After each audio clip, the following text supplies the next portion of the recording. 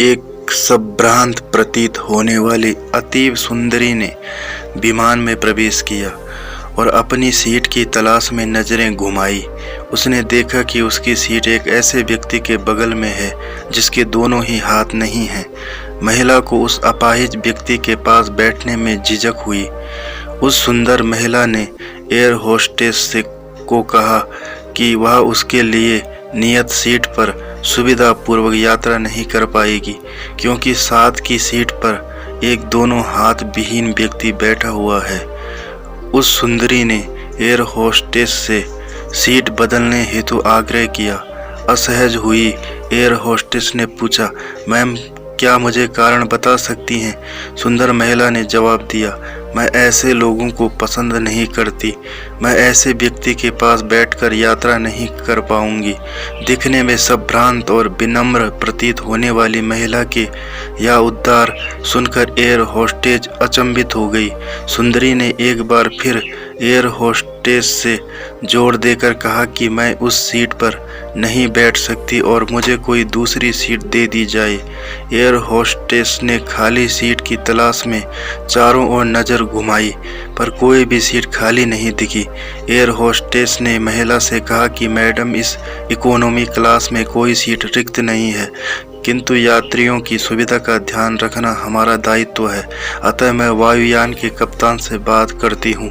कृपया तब तक थोड़ा धैर्य रखें। ऐसा कहकर होस्टेस कप्तान से बात करने चली गई। कुछ समय बाद उसने लौटकर महिला को बताया, महोदया, आपको जो असुविधा हुई उसके लिए बहुत खेद है। इस पूरे विमान में केवल एक सीट खाली है और वह प्रथम श्रेणी में है। मैंने हमारी टीम से बात की और हमने एक असाधारण निर्णय लिया। एक यात्री को इकोनॉमी क्लास से प्रथम श्रेणी में भेजने का कार्य हमारी कंपनी के इतिहास में पहली बार हो रहा है।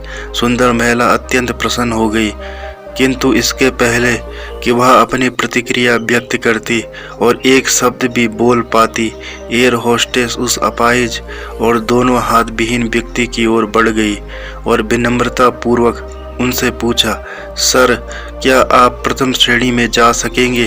क्योंकि हम नहीं चाहते कि आप एक अशिष्ट यात्री के साथ यात्रा करने की त्रासदी भुगतें। यह सुनकर प्रत्येक यात्री ने ताली बजाकर इस निर्णय का स्वागत किया। वह अतीब सुंदरी महिला तो अब शर्म से नजरें ही नहीं उठा पा रही थी। तब उस अपाहिज व्यक्ति ने खड़े होकर कहा, मैं एक भूतपूर्व सैनिक हूँ और मैंने एक ऑपरेशन के दौरान कश्मीर सीमा पर हुए बम विस्फोट में अपने दोनों हाथ खोए थे।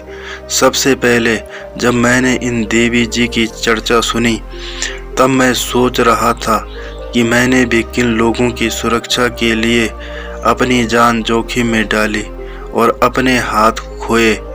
लेकिन जब आप सभी की प्रतिक्रिया देखी तो अब अपने आप पर गर्व महसूस हो रहा है कि मैंने अपने देश और देशवासियों की खातिर अपने दोनों हाथ खोए।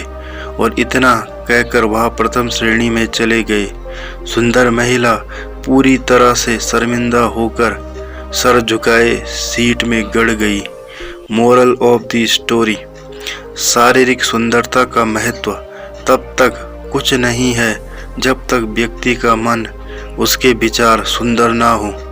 उस अतीब सौंदर्य का भी कोई मूल्य नहीं अगर विचारों में उदारता ना हो। शारीरिक सुंदरता के साथ साथ सुंदर विचारों के मालिक बनने की भी कोशिश कीजिए। तो दोस्तों, ये थी आज की कहानी। उम्मीद करता हूँ आपको कहानी पसंद आई होगी। अगर आपको कहानी पसंद आए तो चैनल को सब्सक्राइब करें और बेल आइकन को प्रेस करके ऑल पर क्लिक करें। धन्यवाद।